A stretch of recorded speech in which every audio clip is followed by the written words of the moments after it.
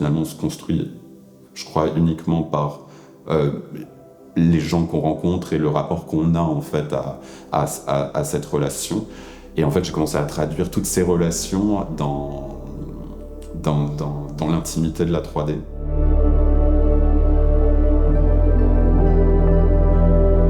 Bonjour, je m'appelle Valentin Ranger, je suis artiste plasticien, j'ai 31 ans. Je viens d'être diplômé des Beaux-Arts de Paris et de la Royal College à Londres.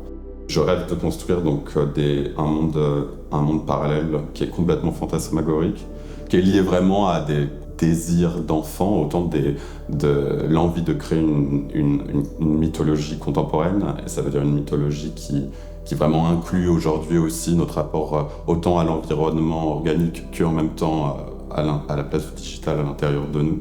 Et en fait, ça s'est lié à la question du corps. Je me suis intéressé à l'histoire de notre mémoire immunitaire, c'est-à-dire comment en fait le corps avale à l'intérieur de lui son environnement et de quelle manière en fait notre environnement extérieur est avalé à l'intérieur de notre corps et comment le corps réagit à son espace externe à l'intérieur de son organisme.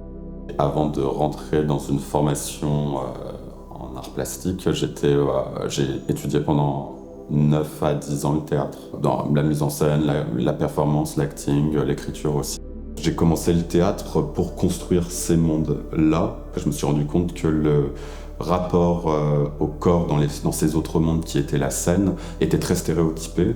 Il fallait que je défigure d'une certaine manière mes comédiens et que j'en parle d'une autre manière d'incarner le corps. Je me suis dit que ça allait être assez compliqué, sans moyen en fait de mettre ça sur scène. Je me suis mis à apprendre la 3D pour pouvoir créer en fait ce monde en entier. Et je pense que en fait, par l'interface de la 3D qui m'a donné une liberté totale, où j'ai pas eu du tout à devoir défendre en fait le monde que j'étais en train de créer, et j'étais complètement libre à l'intérieur. Et ça a commencé à devenir une plateforme en fait extrêmement intime, où je me suis adressé dans mes mondes 3D à un autre monde comme on s'adresserait tous les soirs à un journal intime ou à une prière. J'étais que sur des idées de multiplication, sur des idées en fait de prolifération en pensant au corps interne.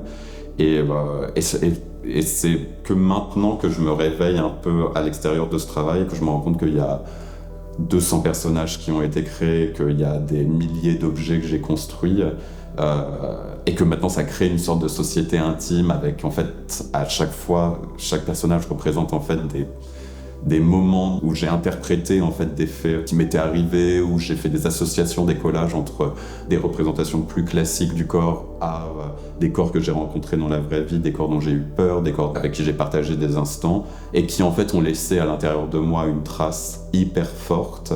Et je pense par effet d'extrême de sensibilité au social aussi, j'ai eu besoin de réfléchir à la trace de ces rencontres à l'intérieur de mon corps, et poussé par cette envie aussi de construire un théâtre qui s'enlève un peu de cette image très fixe qu'on donne au corps. Je me suis retrouvé avec un monde qui s'est déployé dans une intimité extrêmement profonde, et petit à petit je me suis rendu compte que l'ensemble des personnages faisait juste partie de complètement mon histoire et que ma personnalité était bien plus incarnée dans l'ensemble de ces avatars que j'avais créés que davantage même la personnalité sociale que je pouvais avoir. Donc finalement, ces mondes ont commencé à travailler comme les témoins intimes de la réaction de mon corps à l'ensemble de toutes les personnes que j'ai pu rencontrer et à l'évolution de mon rapport au corps en fait. Vraiment, j'ai réussi à ouvrir la porte de ce monde et à le libérer et à l'affirmer que depuis 5 ans. Donc en état où il commence comme l'univers a commencé, avec un énorme chaos. Et c'est pour ça que pour l'instant, il y a des centaines et centaines de personnages à l'intérieur et des centaines d'objets, mais il y a un rapport que j'ai mis dans les peintures aussi, qui est un rapport à la profusion qui est extrêmement important, mais qui vient aussi par le fait que ce monde en fait est un monde naissant, et donc il est lié à une forme de chaos qui, je pense, est nécessaire pour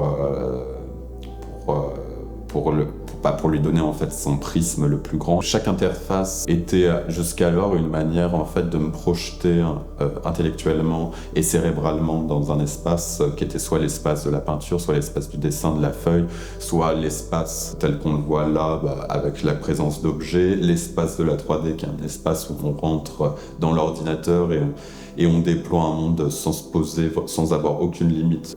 C'est un monde que je n'ai pas envie de... Même si je l'écris, j'essaye d'éviter de le réfléchir conceptuellement.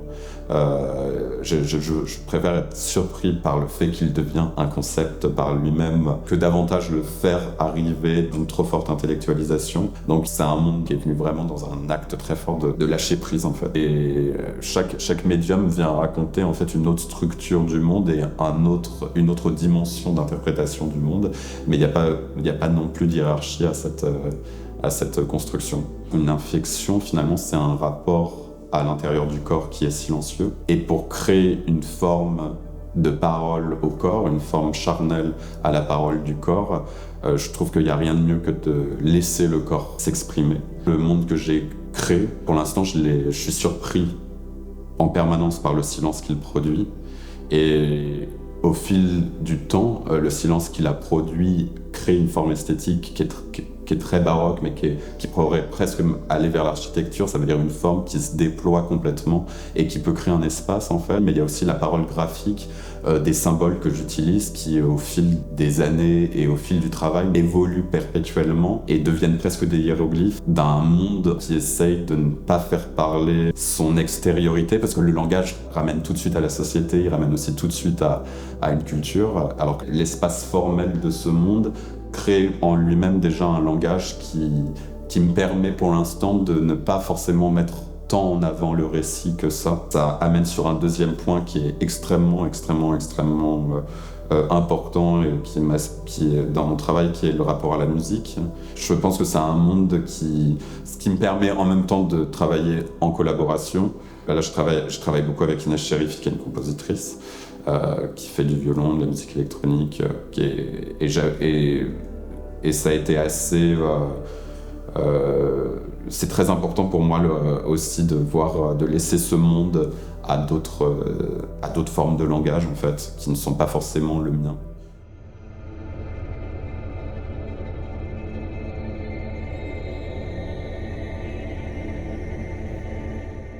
On est à l'intérieur de notre manière d'être société, quand même extrêmement travaillée par notre monde interne.